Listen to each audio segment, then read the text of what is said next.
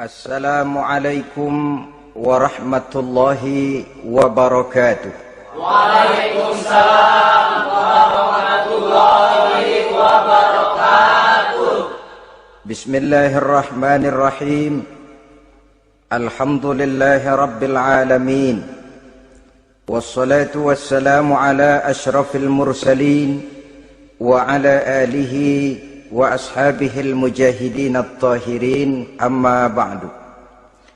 Saudara-saudara kaum muslimin rahimakumullah, sebagai kelanjutan dari pembicaraan kita tentang serial para nabi, maka pada pertemuan kali ini kita akan membicarakan riwayat tentang Nabi Sulaiman alaihi salam dan Ratu Balqis. Nabi Sulaiman adalah putra dari Nabi Daud alaihi salam, yang Nabi Daud ini merupakan keturunan yang ke-12 dari Nabi Yakub. Pada diri Nabi Sulaiman bertemu kebesaran dunia dan kebesaran akhirat. Ya, beliau seorang raja, ya, beliau seorang rasul. Ya, beliau seorang pemimpin agama. Ya, juga beliau adalah seorang pemimpin negara. Alangkah idealnya memang jikalau ulama menjadi umara, atau jikalau umara adalah seorang ulama. Dengan posisinya sebagai ulama, maka nilai kepemimpinannya terpelihara dari segala macam bentuk penyelewengan. Dan dengan kedudukannya sebagai umara, dia akan lebih efektif memberikan komando kepada rakyatnya untuk hidup melaksanakan perintah-perintah Allah. Tetapi oleh karena orang yang sekaligus jadi ulama dan umara termasuk jenis makhluk langka, maka agama hanya akan memberikan pesan agar yang bernama ulama dan umara saling bekerja sama untuk kemaslahatan dan kemanfaatan rakyat. Ulama adalah ulama, umara adalah umara. Jikalau keduanya bisa berjalan dan berdampingan dengan baik, rakyat akan jadi nikmat. Tapi kalau keduanya centang perenang, tentu rakyat akan jadi kiamat adanya. Ma'asyiral muslimin rahimakumullah. Mengapa figur Nabi Sulaiman adalah figur yang bertumpu kebesaran dunia dan akhirat? Kita lihat dari sejarah bahwa Allah memberikan mukjizat kepada para rasulnya biasanya sesuai dengan kecenderungan umat yang dihadapi pada waktu itu. Umat yang dihadapi Nabi Musa alaihi salam adalah umat yang senang kepada kegagahan, suka kepada bentuk badan yang kuat. Oleh karenanya mukjizat yang diberikan Allah kepada Nabi Musa berupa kekuatan baik tongkat maupun tenaganya. Sebaliknya, umat di zaman Nabi Isa alaihi salam cenderung berbangga dengan kemahirannya di bidang ilmu kedokteran dan ketabiban. Maka mukjizat yang diberikan Allah kepada Nabi Isa adalah mukjizat yang bisa mengatasi semua itu, sehingga Nabi Isa dengan izin Allah bisa menyembuhkan orang yang kena penyakit kusta, belang, bahkan sampai bisa menghidupkan orang mati dengan izin Allah. Di zaman Nabi Muhammad sallallahu alaihi wasallam, kecenderungan umat kepada kemampuan bersyair, sehingga ketika itu yang dihargai adalah ujung tombak dan ujung pena. Ujung tombak dalam arti pahlawan perang, dan ujung pena dalam arti seniman dan penyair.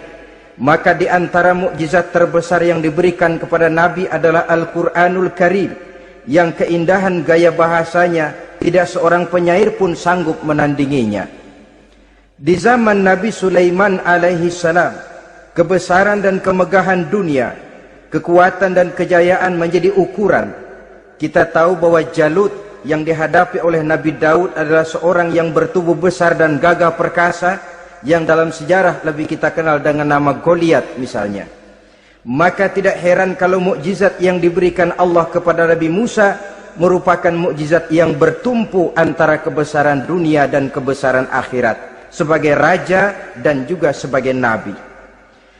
Tetapi yang patut menjadikan pelajaran buat kita terhadap seluruh kebesaran yang diberikan itu, Nabi Sulaiman berkata, haza min fadli rabbi liyabluwani aashkuru am akfuru. Semua ini, kekuasaan dan kebesaranku, kejayaan dan kekayaanku adalah anugerah Tuhan untuk menguji diriku. Adakah aku menjadi bersyukur karenanya atau malah aku menjadi ingkar karenanya? Alangkah baiknya jikalau ucapan Nabi Sulaiman ini kita bisa resapi dan kita bisa terapkan dalam kehidupan ini. Seorang pedagang yang berhasil berkatalah seperti perkataan Nabi Sulaiman. Seorang pejabat dengan kedudukan tinggi berkatalah seperti perkataannya Nabi Sulaiman. Seorang ulama dengan posisi sebagai pemimpin yang non formal berkatalah seperti perkataan Nabi Sulaiman. Seluruhnya berkata, haza min fadli rabbi. Seluruhnya ini adalah karunia Allah untuk menguji diriku, adakah aku bersyukur atau aku menjadi ingkar karenanya. Inilah sekelumit tentang kebesaran Nabi Sulaiman alaihi salam. Pada usia 13 tahun beliau sudah mewarisi kerajaan ayahnya Nabi Daud dengan meninggalnya Nabi Daud alaihi salam. Dan sejak itu keistimewaan Nabi Sulaiman alaihi salam sudah nampak dalam kehidupan. Beberapa keistimewaan bisa kita catat dari pribadi Nabi Sulaiman ini. Pertama, beliau cerdik, cerdas dan bijaksana, dan tentu saja harus begitu. Kalau Rasul goblok, mana ada umat yang mau ikut. Tetapi kecerdikan dan kecerdasan serta sifat bijaksana ini nampak dari beberapa kisah yang pernah dihadapinya. Pertama, di saat beliau berumur 11 tahun, ketika itu yang menjadi raja adalah ayahnya Nabi Daud, datang mengadu seorang petani bahwa sawah ladangnya, tanaman-tanaman yang ditanamnya habis dimakan oleh binatang ternak dari tetangga di sebelahnya. Maka ia mengajukan usul agar binatang ternak yang memakan tanam-tanamannya itu diberikan saja kepadanya. Nabi Daud meluluskan permintaan petani ini, tapi Nabi Sulaiman berkata, ayah, maafkan saya. Kalau boleh saya mengajukan usul, jangan seluruh binatang ternak gembala itu diberikan kepada petani. Akan lebih baik kalau binatang ternak yang memakan tanam-tanamannya itu diberikan kepada si petani selama 1 tahun. Apabila ia berkembang biak, beranak, hasil susunya seluruhnya selama 1 tahun itu boleh dimanfaatkan oleh petani tadi. Dengan demikian saya rasakan ini merupakan satu yang lebih adil ketimbang yang tadi itu. Keputusan Nabi Sulaiman ini diterima baik oleh ayahnya, oleh si petani dan oleh si gembala tadi. Pada usia 11 tahun ia sudah menunjukkan kecerdikan, kecerdasan dan sifat yang bijaksana. Contoh yang kedua, ada 2 orang ibu yang pada saat akan bekerja di ladang masing-masing meletakkan bayinya di satu tempat. Lalu keduanya pun asyik pergi bekerja. Sedang kedua ibu itu bekerja dengan asyiknya, datanglah seekor serigala menerkam salah seorang anak bayi tadi. Dan kemudian dibawanya. Tinggallah anak bayi seorang. Ketika kedua ibu tadi kembali ke tempat dia meletakkan anaknya, maka keduanya lalu berebut anak yang satu itu. Jadi kasus berebut bayi rupanya memang sudah ada dari dulunya. Yang satu berkata itu anaknya, yang lain mengakui itu pun juga anaknya. Akhirnya keduanya mengadu kepada Nabi Sulaiman. Masing-masing ngotot, tidak ada yang mau mengalah. Akhirnya kata Nabi Sulaiman, kalau kamu berdua tidak ada yang mau mengalah, sudahlah begini saja. Berikan bayi itu kepada saya, akan saya belah 2 supaya adil. Masing-masing kamu bawa sarang sepotong. Ibu yang seorang berbinar matanya, kelihatannya gembira dengan keputusan itu. Saya setuju Nabi Sulaiman, ini keputusan yang sangat adil. Betul, belah 2 saja bayi itu. Tapi ibu yang seorang malah berurai air matanya, membasahi pipinya. Ya Sulaiman, daripada Tuhan belah dua anak itu, biarlah berikan saja kepada ibu yang mengaku tadi itu. Tidak sampai hati saya melihat anak yang begini ini harus menjadi korban. Biarlah dia diasuh oleh ibu yang mengakuinya tadi, asal dia tetap hidup. Nabi Sulaiman tersenyum, lalu berkata kepada ibu yang berurai air mata tadi, ambillah anak ini bu, karena ia memang benar anak ibu. Sebab sekejam-kejamnya hati seorang ibu tidak akan sampai melihat anaknya dibelah dua. Adapun engkau ibu yang gembira, engkau sesungguhnya ibu yang kurang ajar. Cuma sekedar ngaku-ngaku, buktinya anak mau dibelah dua kamu setuju. Ibu macam apa kamu anak dibelah dua setuju? Akhirnya ibu yang satu itu menerima hukuman yang setimpal karena mengakui sesuatu yang bukan haknya. Di sini kita lihat kebijaksanaan yang dimiliki oleh Nabi Sulaiman alaihi salam.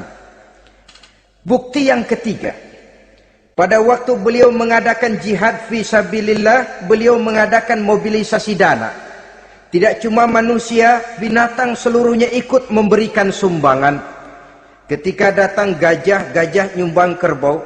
Datang kerbau, kerbau nyumbang kambing. Datang kambing, kambing nyumbang ayam. Datang ayam nyumbang burung. Datang burung nyumbang balang. Datang balang nyumbang semut. Gajah yang nyumbang kerbau ngelihat balang nyumbang semut ketawa. Hei semut, balang, Nabi Sulaiman kamu berikan semut untuk apa kayak gitu kecilnya? Liatin dong saya nyumbang kebo, kata gajah. Nabi Sulaiman tersenyum seraya bersabda, al-hadiyatu biqadril muhdi. Pemberian itu memang sesuai dengan kemampuan orang yang memberi. Kalau gajah nyumbang kerbau itu wajar saja, gajah besar sumbangannya pun besar. Sebaliknya kalau balang nyumbang semut itu juga memang pantas, balang kecil sumbangannya pun kecil. Yang tidak wajar kalau ada balang mau nyumbang kerbau, ada gajah nyumbang semut. Di sini kelihatan watak yang bijaksana dari Nabi Sulaiman alaihi salam. Ini merupakan ciri keistimewaannya. Setiap rasul dibekali dengan sifat ini yang namanya sifat fatonah. Cerdik, cerdas, dan bijaksana. Yang ini memang merupakan mukjizat. Kecerdasan seorang rasul tidak merupakan hasil sekolahan, tapi merupakan bimbingan wahyu semata-mata, dan ini yang tidak bisa ditandingi oleh manusia. Jadi jangan lalu ngambil dalih Rasul aja nggak sekolah pinter lalu ikut nggak sekolah, ya goblok terus. Itu khususiat kok. Sifat yang namanya fatona itu merupakan bimbingan daripada wahyu. Adapun manusia, jikalau dia mau cerdik, jikalau dia mau cerdas, jikalau dia mau bijaksana, dia harus belajar. Ya lewat bangku sekolah, ya lewat teman bergaul, ya lewat bertanya kepada orang-orang pandai, atau autodidak. Dengan hidup banyak membaca dari kehidupan ini. Dengan demikian nilai kecerdikan, kecerdasan dan kebijaksanaannya akan bisa meningkat adanya. Ini keistimewaan pertama. Keistimewaan yang kedua, Nabi Sulaiman diberikan kekuasaan oleh Allah sehingga bisa menguasai angin, jin, bahkan juga mengerti segala macam bahasa binatang. Menguasai angin, beliau bisa menundukkan angin ribut dan memerintahkannya angin itu. Dalam surah Al-Anbiya ayat 81 kita temukan, wali Sulaiman ar-riha asifatan tajri bi amrihi ilal ardil lati barakna fiha. Dan bagi Sulaiman, ia mampu menundukkan angin ribut yang bertiup menurut perintahnya ke permukaan bumi yang kami berkahi di dalamnya. Menguasai angin, barangkali istilah sekarangnya memahami betul meteorologi. Itu sebabnya mukjizat hanya diberikan kepada Rasul, orang yang jiwanya sudah stabil. Coba kalau potongan kita diberikan keistimewaan bisa ngatur angin, Saban Sari main angin. Gak boleh ada orang kita keselin, kesel sama orang undang angin, hantam saja. Maka mukjizat semacam ini hanya diberikan kepada orang yang jiwanya sudah stabil. Ada satu cerita, namanya juga cerita, tapi kebenarannya mendekati. Seorang wali di tanah Jawa, sholat Jumat di Masjidil Haram di Mekah itu. Namanya wali kalau di Jawa kan pakai belangkon. Dia sembahyang di Masjidil Haram. Ini ada orang Arab usil, tumben ngelihat belangkon. Ini apa di tengah masjid? Dia tepak belangkon itu, miring di atas kepala. Begitu belangkonnya miring, tanah kayaknya ikut miring. Sehingga penduduk heran, ini apa tanah jadi miring begini? Lalu ada seorang wali juga yang alim dan mengerti, lihat-lihat di tengah Masjidil Haram ada belangkon miring di atas kepala. Jangan-jangan ini sebabnya ini. Dia samperin, dia dananin lagi tuh belangkon rata, tanah kelihatannya kayak rata lagi. Keistimewaan seperti ini pun hanya diberikan kepada orang yang jiwanya memang sudah stabil. Coba kayak kita diberikan keistimewaan kayak begitu, main belangkon melulu. Saudara-saudara kaum muslimin rahimakumullah, juga bisa menguasai jin, memerintahkan jin, dan juga mengerti segala macam bahasa binatang. Kita bisa lihat dalam surah As-Saba ayat 12 misalnya. Demikian juga tentang mengerti bahasa binatang. Pada satu hari Nabi Sulaiman dan bala tentaranya lewat di satu lembah. Lembah itu kebetulan lembah semut. Ketika mereka lewat di lembah itu, Raja Semut lihat dari kejauhan, dia pidato kepada rakyatnya para semut itu. Apa katanya? Ya ayyuhan namlu dukhulu masakinakum la yahtimannakum Sulaiman wa junuduh wa hum la yash'urun. Jadi ini Raja Semut melihat Nabi Sulaiman datang bersama seluruh bala tentaranya, dia pidato kepada rakyatnya. Saudara-saudaraku rakyat semut, di mana saja suara saya bisa didengar. Perhatikan, lembah itu kebetulan lembah semut. Ketika mereka lewat di lembah itu, Raja Semut lihat dari kejauhan, dia pidato kepada rakyatnya para semut itu. Apa katanya? Ya ayyuhan namlu dukhulu masakinakum la yahtimannakum Sulaiman wa junuduh wa hum la yash'urun. Jadi ini Raja Semut melihat Nabi Sulaiman datang bersama seluruh bala tentaranya, dia pidato kepada rakyatnya. Saudara-saudaraku rakyat semut, di mana saja suara saya bisa didengar. Perhatian, perhatian. Ini Nabi Sulaiman mau lewat dengan seluruh bala tentaranya. Kamu semua supaya masuk ke dalam lubang kamu masing-masing. Sebab kalau kamu nggak masuk ke lubangmu masing-masing, akan diinjak oleh Sulaiman dan bala tentaranya, sedangkan mereka tidak tahu kalau kamu kena injak. Masuklah semut itu seluruhnya ke dalam lubangnya masing-masing. Nabi Sulaiman senyum. Fatabassama dhahikan min qawliha. Mendengar ucapan Raja Semut ini, Nabi Sulaiman tersenyum. Lalu berkata, apa katanya? Rabbi auzi'ni an ashkura ni'mataka allati an'amta alayya wa ala walidayya wa an a'mala salihan tardahu wa adkhilni birahmatika fi ibadika salihin. Satu pengakuan yang tulus, yang jauh dari watak kesombongan. Mendengar Raja Semut berkata semacam itu, beliau senyum, lalu berkata, wahai Allah, tetapkan kiranya hati saya ini untuk selalu bersyukur terhadap nikmat yang Engkau karuniakan kepada saya. Karena nikmatku, nikmat yang Engkau berikan kepadaku, saya mengerti bahasa binatang. Karena mengerti bahasa binatang, saya mengerti seruan Raja Semut itu. Tetapkan saya untuk selalu bersyukur ya Allah atas nikmat yang Engkau berikan ini, atas nikmat yang Engkau berikan kepada kedua orang tua saya, dan tetapkan saya untuk selalu melakukan amal soleh yang Engkau ridhoi, dan masukkan saya ke dalam golongan hamba-hambamu yang soleh. Satu pengakuan yang tulus, yang jauh dari sifat kesombongan.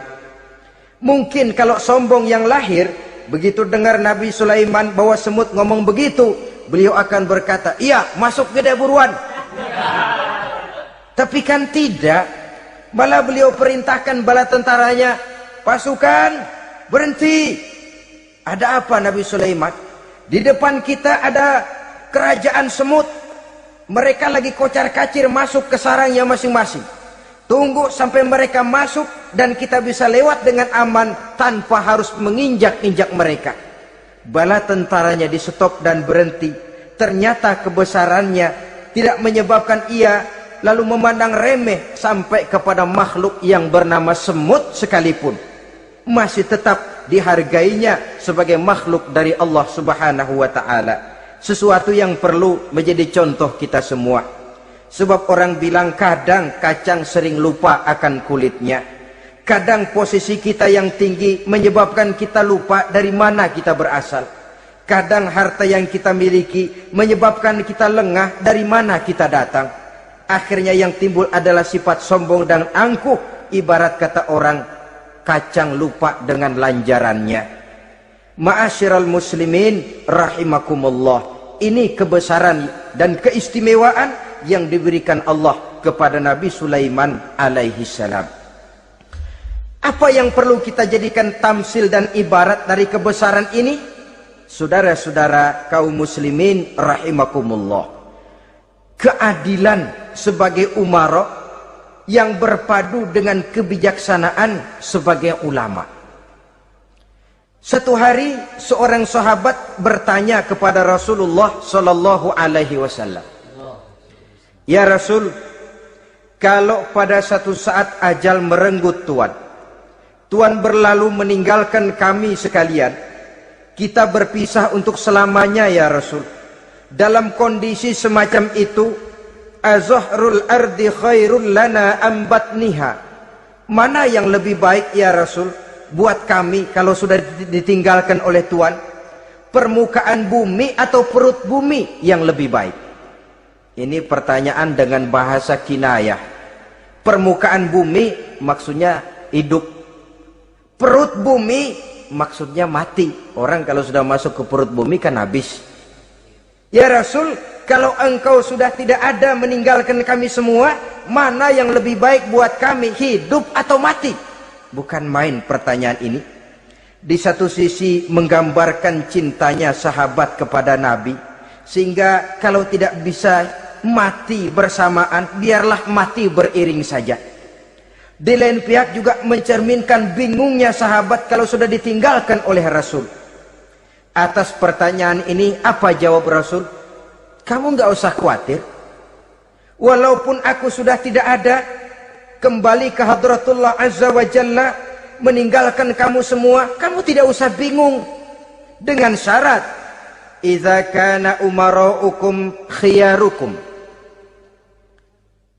wa amrukum syura bainakum wa aghniyaukum askhiyaukum fa zahrul ardi khairul lakum min batniha." Kalau saja para umara, kalau saja pemimpin-pemimpin kamu adalah orang-orang yang terbaik di antara kamu, dan seluruh persoalan yang kamu hadapi dapat kamu musyawarahkan dengan baik, lalu orang-orang kaya di antaramu adalah orang-orang yang dermawan, ketika itu walaupun aku sudah tidak ada, hidup lebih baik daripada mati, permukaan bumi lebih baik daripada perut bumi. Dengan catatan tiga tadi: pemimpinmu orang yang terbaik di antara kamu, segala persoalan kamu musyawarahkan, dan orang kayamu orang dermawan. Walaupun aku tidak ada, hidup lebih baik daripada mati. Tapi sebaliknya kata Nabi, idza kana umaraukum syirarukum, kalau umarokmu, pemimpin-pemimpinmu adalah orang-orang yang terjahat di antara kamu, wa amrukum ala nisaikum, dan segala urusanmu sudah diatur oleh perempuan, walaupun dia tidak naik di bidang eksekutif, tidak memegang kekuasaan, tapi kekuasaan bayangannya jauh lebih menentukan daripada kekuasaan yang sesungguhnya.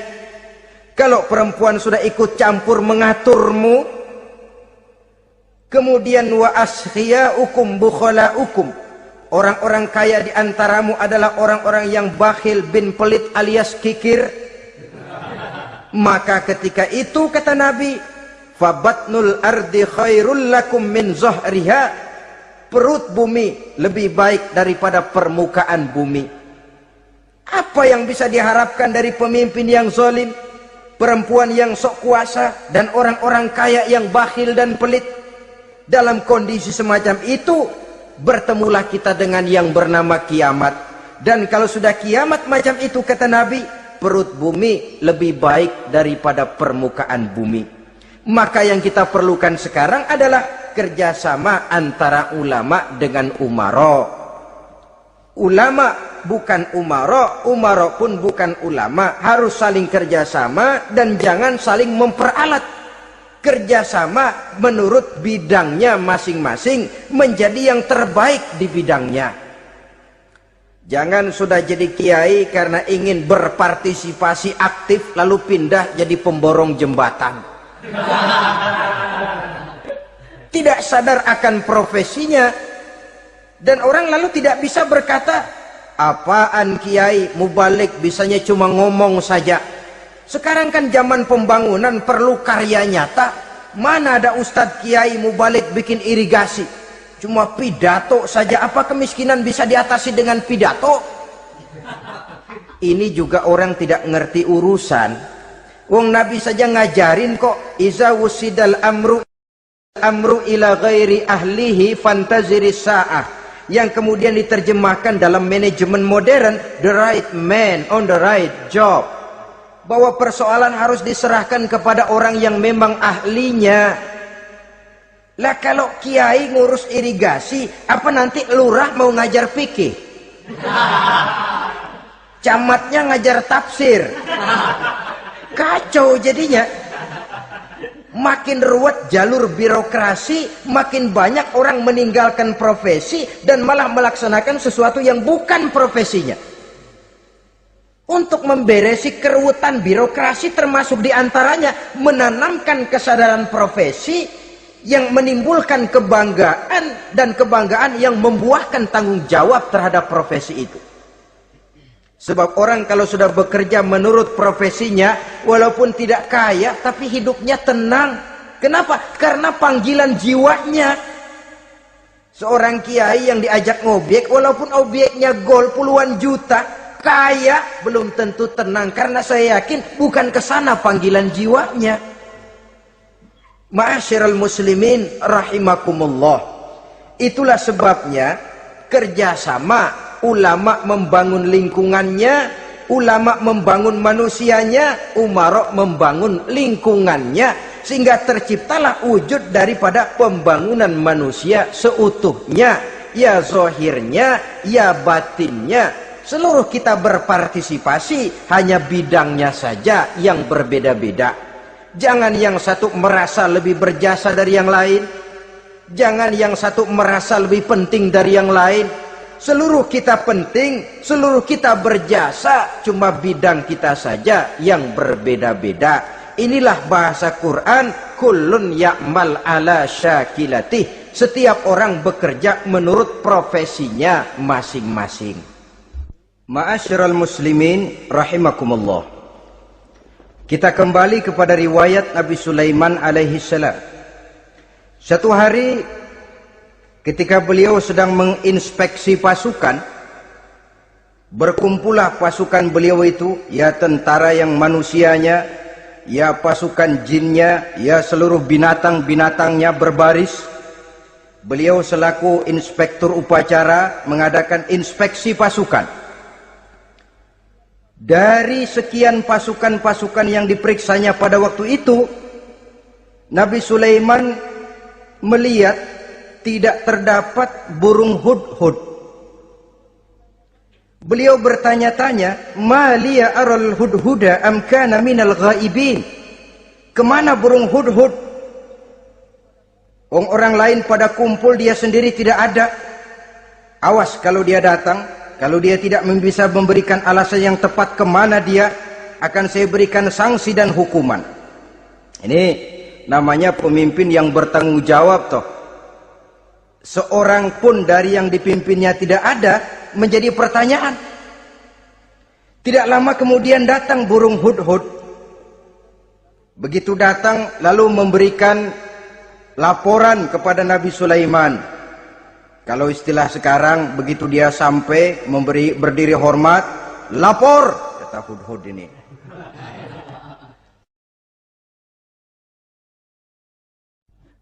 Bagaimana Hudhud? Maaf Tuan Raja, saya terlambat. Iya, kenapa terlambat? Patroli Tuan Raja. Kemana saja kamu patroli? Keliling. Lalu apa hasilnya? Inni wajadtu imra'atan tamlikuhum wa utiyat min kulli syai'in wa laha 'arsyun 'azim. Saya baru patroli ke satu negara yang bernama Sabah, Tuan Raja. Sabah, saudara tahu Sabah? Di mana itu? Dekat ibu kota Yaman sekarang. Di sana Tuan Raja, kata Hudhud ini, wajadtu imra'atan tamlikuhum. Yang jadi raja perempuan. Kalau Tuan raja besar, Tuan orang laki. Ayah Tuan raja besar Nabi Daud laki. Ini mah model Tuan Raja. Orangnya rajanya raja besar tapi perempuan. Tumben saya ngelihat ada raja perempuan. Kerajaannya begitu besar. Begitu. Iya. Lalu dia jadi raja bagaimana? Ia mewarisi kerajaan ayahnya Sri Baginda Raja Sarahil. Ketika ayahnya wafat, dia naik. Walaha arsun azim. Singgasananya besar, bagus, antik Tuan Raja. Terus bagaimana lagi? Wajadtuha wa qaumaha yasjuduna lisyamsi min dunillah. Yang jadi pikiran saya Tuan Raja, dengan kekuasaan yang besar, mereka itu seluruhnya, seluruh bala tentaranya dan kaumnya, yasjuduna lisyamsi, mereka menyembah matahari, bukan menyembah Allah. Mendengar ini Nabi Sulaiman tergerak hatinya.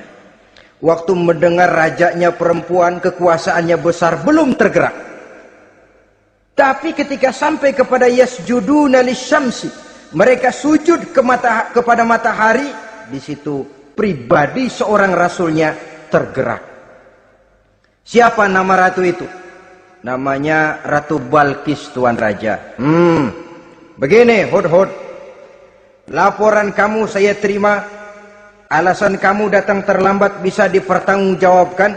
Kamu tidak kena hukuman. Cuma begini saja Hudhud, karena kamu yang laporan, kamu yang tahu lokasi negaranya, kamu yang harus melaksanakan tugas ini. Apa Tuan Raja? Idhab bi kitabi hadza fa'alqih ilaihim. Kamu berangkat lagi ke negeri Sabah, bawa surat saya, berikan kepada mereka. Thumma tawalla anhum. Kemudian kamu berpaling dari mereka, tapi jangan pulang. Fanzur madza yarji'un. Lihat apa reaksi mereka setelah menerima surat ini. Baik Tuan Raja, baik. Nabi Sulaiman menulis sepucuk surat kepada Ratu Balkis, dan surat itu dibawa oleh burung Hudhud tadi. Terbanglah si burung Hudhud ini ke negeri Sabah, masuk ke istana Ratu Balkis, dan surat itu jatuh di kamar Ratu Balkis. Diambil surat tadi, kemudian dibaca. Apa isi suratnya? Innahu min Sulaiman wa innahu bismillahirrahmanirrahim. Alla ta'lu alayya wa'tuni muslimin. Surat ini dari Sulaiman. Bismillahirrahmanirrahim. Jangan kamu merasa lebih tinggi dari aku. Datanglah kepadaku dan masuk ke dalam agama Islam. Suratnya singkat, padat, ultimatum. Jadi enggak pakai bahasa kembang, enggak pakai bahasa basi, langsung kepada isi. Surat ini dari Sulaiman. Bismillahirrahmanirrahim. Jangan kamu merasa lebih tinggi dari aku. Datanglah kepadaku dan masuklah ke dalam agama Islam. Ini yang disebut dakwah langsung tanpa pakai kembang. Saudara-saudara, menerima surat semacam ini, Ratu Balkis lalu ngumpulin para pembantu kerajaan, aparat pemerintah lah zaman sekarang. Termasuk menteri-menteri, dipanggil sidang darurat di istana Ratu Balkis. membahas datangnya surat dari Nabi Sulaiman alaihissalam. Tuan-tuan para menteri, bagaimana Sri Ratu? Saya dapat surat. Dari mana? Dari Sulaiman. Katanya apa? Jangan kamu merasa lebih hebat dan lebih tinggi dariku. Datanglah kemari dan masuklah ke dalam agama Islam. Menurut pendapat tuan-tuan menteri, bagaimana surat ini? Apa kita penuhin permintaannya? Kita datang rame-rame masuk Islam?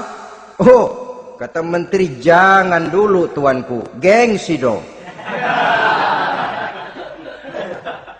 Kita ini kan kerajaan besar, tentara kita gagah, masa mau menyerah tanpa syarat? Ini kan kerajaan besar, tentara kita gagah, masa mau menyerah tanpa syarat? Soal nanti kita kalah atau menang itu soal lain, Tuan Perdana Menteri, Tuan Ratu. Tapi bahwa kita punya harga diri itu harus kita tunjukkan lebih dulu. Jadi menurut Tuan Menteri bagaimana? Kami sih nunggu komando Tuan Putri saja. Artinya kalau boleh perang saja. Cuma mau duluin, takut dikira nyelongcong. Kami sih gimana komando Tuan Ratu saja. Tuan komandokan berangkat, kami segera berangkat. Terserah Tuan Putri, kami seluruhnya loyal, taat dan setia menunggu titah dari Sri Paduka Ratu. Terima kasih para menteriku. Soal kesetiaanmu saya tidak meragukan. Tapi perang dimanapun selalu membawa kerugian. Kita menang rugi, tentu jatuh korban. Apalagi kalau kita kalah. Dan raja-raja yang mengalahkan negeri-negeri lain selalu membawa kehinaan kepada negeri yang dikalahkannya. Jadi bagaimana? Sekarang begini saja. Kita ambil jalan tengah. Lalu diplomasi dulu. Diplomasi macam apa Tuan Ratu? Kita kirim utusan kepada Nabi Sulaiman. Dari sana nanti kita lihat reaksinya. Saya memang selama ini sudah dengar siapa itu Nabi Sulaiman. Katanya orang yang masih muda, masih bujangan, bijaksana, kekuasaannya besar, tentaranya hebat. Cuma kan baru berita, kita cek. Jadi diplomasi macam apa Tuan Ratu? Kita kirim utusan kepada Raja Sulaiman. Kita bawakan hadiah-hadiahnya. Yang mahal-mahal, mewah-mewah, menarik. Pokoknya yang terbaik di negeri kita, berikan kepadanya. Lihat reaksinya. Kalau dia tergiur dengan hadiah itu, dia raja. Bukan nabi. Tapi kalau dia menolak hadiah itu, dia memang nabi. Dan apa reaksi kita nanti, tergantung sikap Nabi Sulaiman. Aha, kalau begitu setujulah Ratu. Itu memang bijaksana. Diplomasi dulu. Iya, jangan datang-datang main perang aja loh.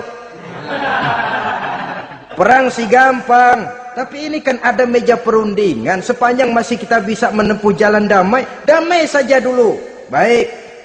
Maka diaturlah satu barisan diplomasi untuk menuju Palestina. Kerajaan Nabi Sulaiman alaihi salam. Rombongan terdiri dari 500 orang laki-laki dan 500 orang perempuan. Yang laki ganteng, yang perempuan cantik. Yang laki dikendarai dengan kuda-kuda pilihan dan yang perempuan dikendarai dengan keledai-keledai pilihan. Kuda dan keledai pun dihiasi begitu rupa. Pelanaknya yang terbagus dilapis dengan sutra, sedangkan bawaan-bawaannya tidak lain daripada intan, berlian, mutiara, jamrud, yakut, kesturi yang dilapis dengan sutra tenun yang asli. Pendeknya hadiah yang serba wah. Dan rombongan ini dipimpin oleh seorang diplomat ulung dari negeri Sabah bernama Munzir bin Amru. Ini ahli diplomasi dari negeri Sabah. Dipesanlah oleh Ratu Balkis, kalau datang nanti kamu ke negeri Sulaiman, sikapmu harus begini, begini, dan segala macam. Ditatar dulu, sebab ini mau diplomasi tingkat tinggi.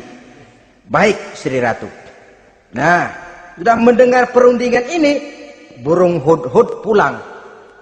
ke negeri Nabi Sulaiman, apel lagi, lapor Tuan Raja, bagaimana Hudhud? Sikapnya mereka akan mengutus utusan dengan membawa berbagai macam hadiah untuk datang ke negeri kita. Baik. Nabi Sulaiman kumpulkan tentaranya, terutama para jin. Hei tentaraku, khususnya kalian para jin, akan datang rombongan tamu besar ke negeri kita. Maka mulai saat ini saya komandokan, kamu bangun satu istana yang megah, yang belum pernah ada, dalam waktu yang relatif singkat. Dan lantai daripada istana itu harus dilapisi dengan kaca-kaca tebal yang bening, bawahnya diisi dengan air, diisi dengan ikan-ikan hias yang indah-indah. Baik Tuan Raja. Maka tentara Nabi Sulaiman, sejak manusia sampai binatang sampai jin, semuanya kerja bakti membangun istana yang megah. Sehingga sebelum rombongan kerajaan Sabah ini sampai, istana sudah selesai. Mereka masuk ke dalam istana Nabi Sulaiman. Begitu melihat lantainya gemerlapan air, masing-masing pada ngangkat kain. Takut kainnya basah. Waduh, ini istana kebanjiran begini pikiran. Kata Nabi Sulaiman, nggak usah diangkat kainnya, nggak usah. Ini dilapis kaca, cuma bawahnya memang kolam. Kolamnya berisi ikan. Oh, bengong. Bengong. Bengong aja pada melongo mulutnya. Saudara-saudara, jadi persis orang yang tinggal di puncak gunung datang ke tengah-tengah kota. Kan noraknya minta ampun. Apaan aja ditunjuk. Apaan aja dilihat, apaan aja ditunjuk. Ini ya, itu ya, wah. Wah, sudah semuanya serba wah. Jadi kalau istilah tingkat diplomasinya, mereka sudah kalah mental. Dan itu sudah kemenangan pertama dari Nabi Sulaiman. Sudah shock. Mereka merasa negeri Sabah kaya, luar biasa, hebat. Begitu datang ke negeri Sulaiman, mereka jadi orang norak kayaknya. Sudah kumpul, nah selamat datang tuan-tuan ke negeri kami. Ada pesan apa? Majulah Munzir bin Amru. Tuan Sulaiman, bagaimana? Kami diutus oleh Sri Baginda Ratu Balkis untuk menyampaikan hadiah-hadiah yang kami bawa ini. Intan, berlian, yakut, jamrud, kesturi, dan barang-barang mahal lainnya. Mudah-mudahan Tuhan bisa menerima dengan senang hati. Nabi Sulaiman tersenyum. Lalu beliau berkata, Atumiddunani bimalin, fama atani Allahu khairun mimma atakum. Kamu mau memberikan saya seluruh hadiah-hadiah permata intan ini? Padahal apa yang telah diberikan Allah kepada saya jauh lebih baik dari apa yang telah diberikannya kepadamu. Kamu merasa bahwa saya kekurangan semua ini? Ketahuilah tuan-tuan, saya punya lebih banyak dari apa yang tuan-tuan berikan sekarang ini. Irja' ilaihim, bawa pulang kembali seluruh hadiah ini. Sampaikan salam saya kepada ratumu, Ratu Balkis. Falanatiyannahum bijunudin la qibala lahum biha. Kalau mereka tetap tidak mau datang menyatakan keislaman, kami yang akan datang ke sana dengan seluruh bala tentara kami yang mereka pasti tidak akan sanggup menghadapinya. Saudara bisa baca dalam surah An-Naml ayat 36. Saudara hadirin ma'asyiral muslimin rahimakumullah. Kalau orang sudah silau dengan yang namanya upeti, hadiah, harta, secara mental dia sudah jatuh. Andai kata ketika itu Nabi Sulaiman menerima seluruh hadiah tadi, maka misi kerasulannya tidak akan jalan. wibawanya hancur, dan dia tidak akan sanggup lagi mendakwahkan Ratu Balkis untuk masuk ke dalam agama Islam. Dia akan jadi cemoohan di negeri Sabah. Sulaiman ngomong aja dikasih hadiah telap. Nah, ternyata ada yang lebih mahal dari harta, ada yang lebih mahal dari intan dan mutiara, ada yang lebih mahal dari pangkat dan kedudukan. Apa dia? Harga diri. Dan itu yang langka sekarang ini. Lebih baik jalan kaki tapi kita bebas mendongakkan kepala kemanapun kita mau, daripada naik mobil empuk tapi mata nunduk saja nggak berani lihat ke atas. Kehilangan harga diri. Ulama yang kehilangan harga diri akan menyelewengkan ayat. Pejabat yang kehilangan harga diri akan melakukan segala macam penyelewengan dan lain sebagainya. Harga diri sesuatu yang mahal, terutama di kota-kota besar, kota-kota yang menyandang gelar metropolitan. Biasanya harga diri ini sudah tidak dihiraukan orang lagi. Cuma untuk uang yang relatif kecil, cuma untuk kedudukan yang temporer, orang tidak segan-segan mengorbankan sesuatu yang paling mahal yang bernama harga diri. Akhirnya suap merajalela, sogok menjadi-jadi, semir pun menjamur, bahkan malah kadang-kadang jadi target. Sehingga ada pernah berita jabatan wakil gubernur katanya dikomersilkan. Siapa yang bisa memberikan sekian puluh juta dia akan naik. Ini kalau sudah begini, ya salam. Orang itu kalau memperoleh satu jabatan karena mengeluarkan banyak uang, percayalah saudara, begitu dia naik ke jabatan itu, langkah pertama yang dia lakukan, bagaimana supaya uangnya bisa kembali. Bukan bagaimana bekerja sebaik-baiknya, bukan bagaimana mensejahterakan rakyat sebaik-baiknya. Karena dia merasa naik jabatan banyak mengeluarkan uang, setelah dia naik, gimana supaya pulang modal dulu. Lebihnya kalau ada, baru bekerja buat rakyat. Itu pun kalau nggak keburu pensiun. Kadang-kadang malah lebih celaka lagi, kalau sudah mau pensiun baru bikin pemutihan. Wah, saya baru rajin iktikaf di masjid, pergi haji. Kenapa? Udah pensiun.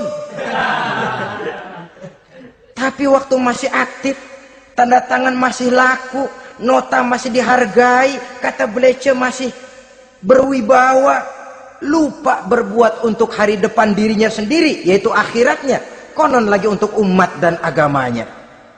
Jadi untuk mengabdi, berbuat baik kepada umat, berkhidmat kepada agama, iktikaf di masjid, tuan-tuan, tak usahlah nunggu sampai pensiun. Manfaatkan posisi yang tuan-tuan punya sekarang ini untuk beribadah dengan sebaik-baiknya. Itu pun masih bersyukur, masih bisa mengadakan pemutihan daripada tidak sama sekali.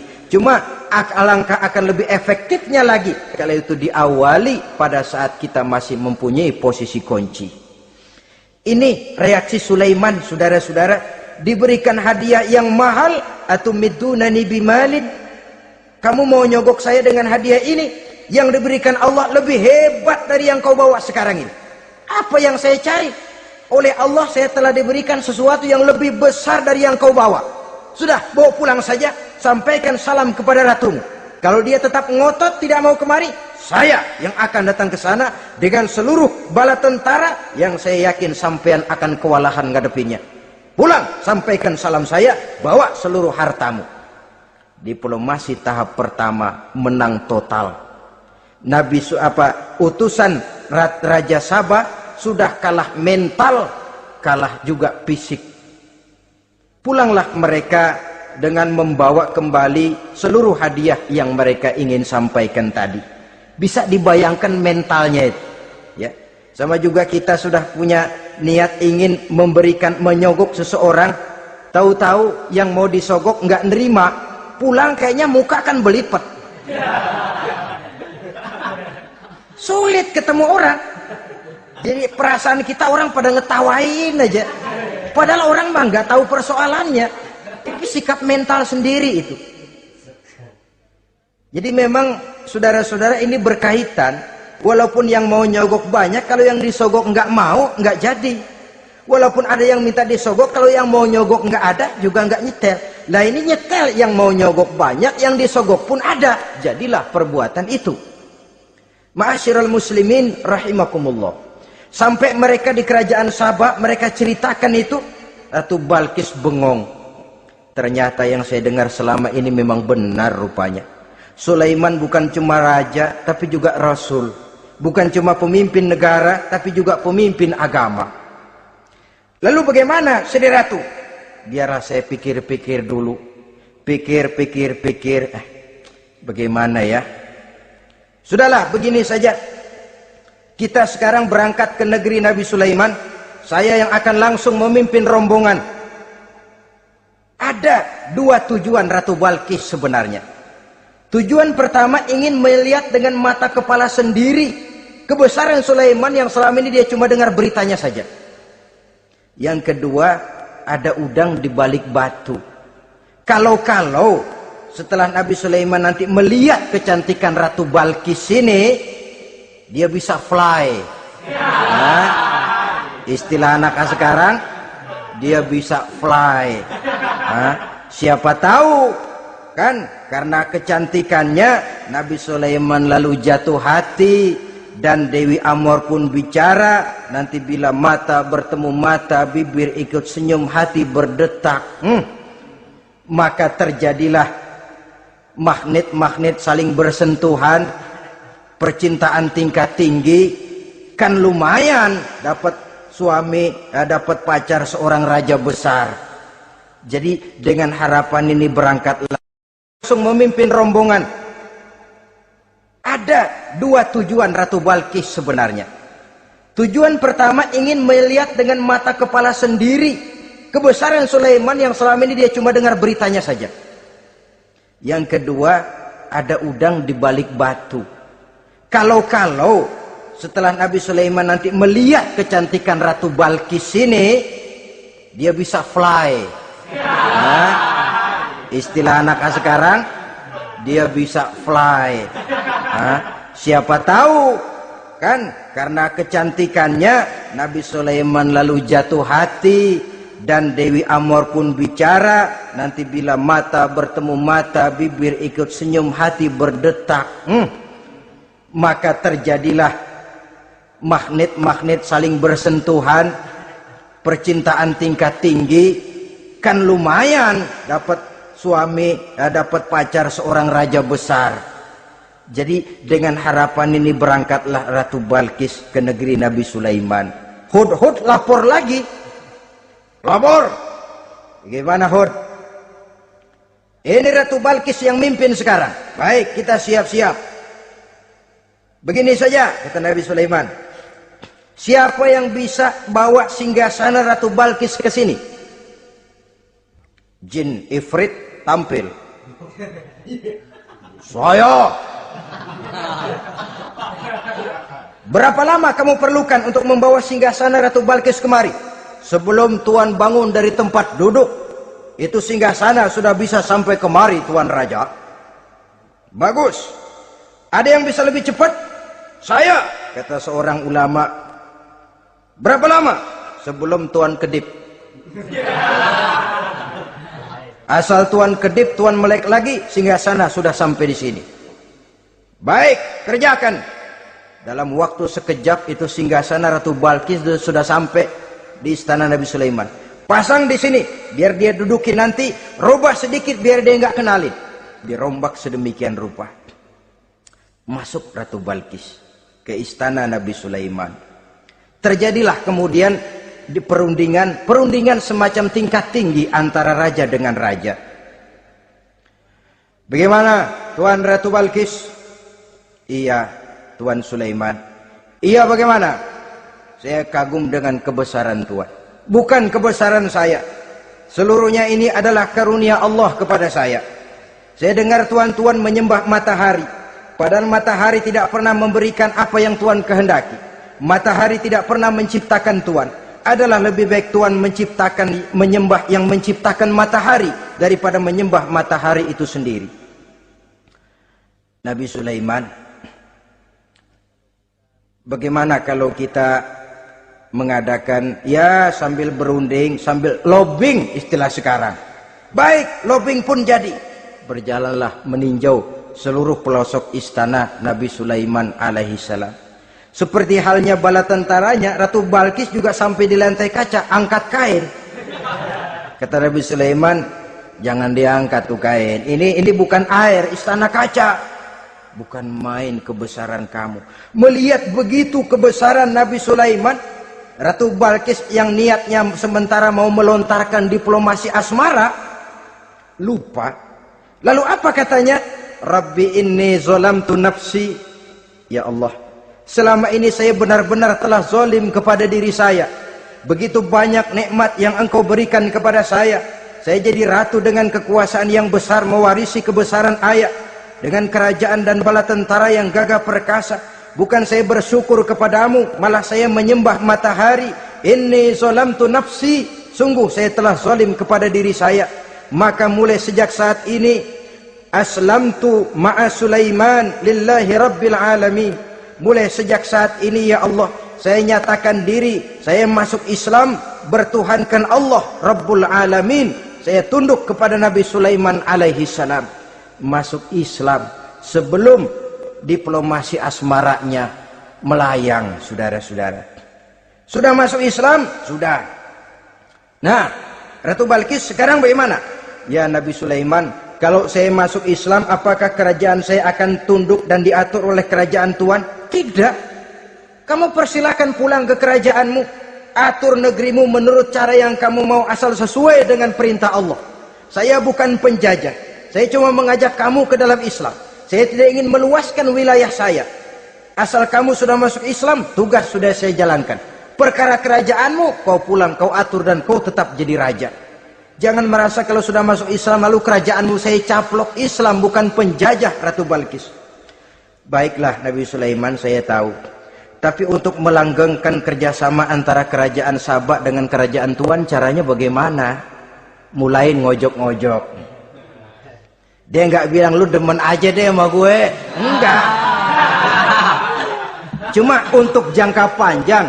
Jangka panjangnya Sulaiman, supaya kita tetap bisa kerjasama, caranya bagaimana? Ya supaya kerajaan berumur panjang, kau harus punya keturunan, kata Nabi Sulaiman.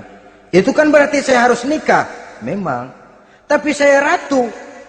Suami saya kan paling kurang juga harus maharaja, sahansah.